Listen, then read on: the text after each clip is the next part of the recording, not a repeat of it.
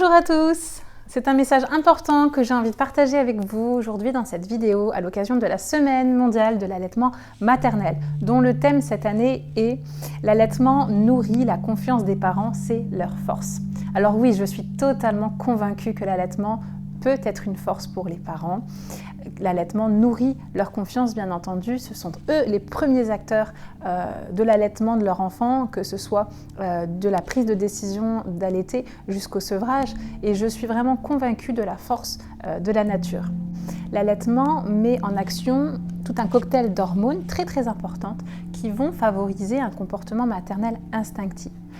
L'hormone principale de ce cocktail, c'est l'ocytocine. Dois-je encore la présenter? C'est l'hormone de l'amour, de l'attachement, de l'empathie, du bien-être, etc.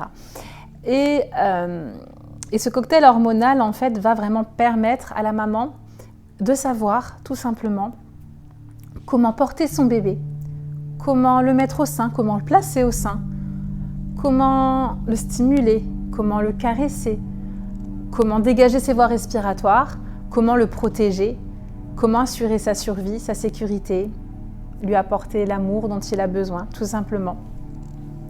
Sauf que cet équilibre hormonal est très fragile et que parfois il suffit de quelques conditions qui parfois dans nos modes de vie peuvent nous paraître totalement banales et anodines, mais qui en réalité vont venir déstabiliser tout cet équilibre hormonal, organique, physiologique, émotionnel. Et on se retrouve avec des difficultés d'allaitement. Alors je pense en particulier aux conditions de naissance surmédicalisées, je pense au manque d'intimité, au fait que certains professionnels veuillent faire à la place de la maman, au fait qu'on ne laisse pas le temps à cette maman et à ce bébé, qu'on veuille les précipiter. Je pense au fait que on cherche à mettre des normes, des règles, des calculs, des protocoles, des méthodes, des techniques. Je vais donner un exemple parmi tant d'autres, mais quand certains pédiatres recommandent à des mamans d'allaiter toutes les 4 heures et seulement 10 minutes par sein, on va totalement à l'encontre des besoins et des rythmes du bébé et de la maman. Et on oublie comment écouter son corps, comment écouter son bébé. Et on va vraiment tout chercher à rationaliser alors qu'en réalité il suffit de laisser faire les choses. Je pense aussi aux difficultés de démarrage, à la reprise du travail, je pense au manque d'informations, au manque de soutien de ces familles, à la pression du lait artificiel, au marketing autour des biberons et des tétines, au conditionnement, au regard de la société. Et on pourrait encore allonger la liste comme ça. Je pense qu'on trouverait encore beaucoup de choses qui sont perturbantes pour les nouveaux parents.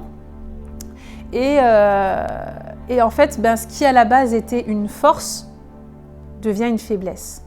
Parce que oui, quand on allaite, on peut ressentir des doutes, on peut ressentir de la peur, on peut ressentir de la pression, on peut ressentir de la culpabilité lorsqu'on a l'impression de ne pas y arriver ou de ne pas tout faire pour son bébé ou de faire mal.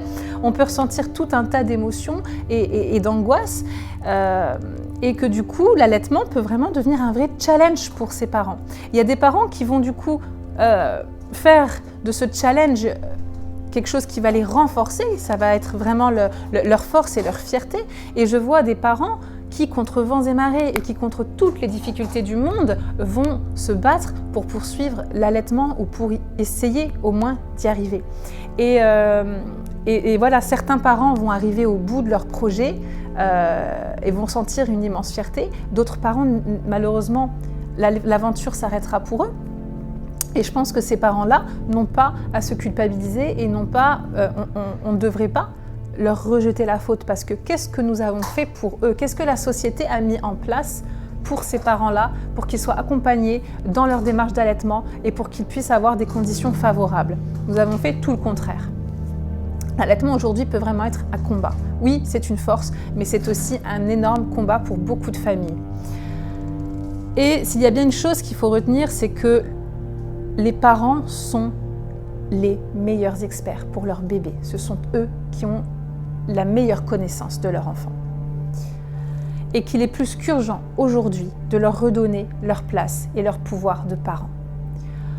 en valorisant leurs actions, en leur faisant confiance, en les laissant faire, en les accompagnant sans faire à leur place, en les guidant tout simplement, en leur donnant accès à l'information, en respectant leur rythme, leurs besoins, en écoutant leurs ressentis, en écoutant leur vécu, leurs émotions, en prenant le temps d'être avec eux, tout simplement de les écouter et de respecter leurs choix et de respecter leur démarche en tant que parents.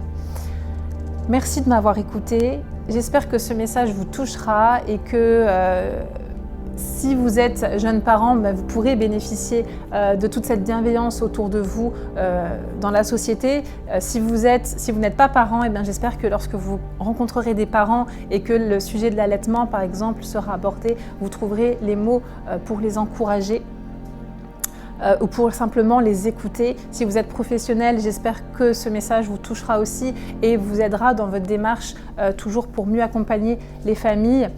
Je pense que les choses sont en train de bouger et que ça bouge positivement et qu'il y a encore énormément de chemin à parcourir.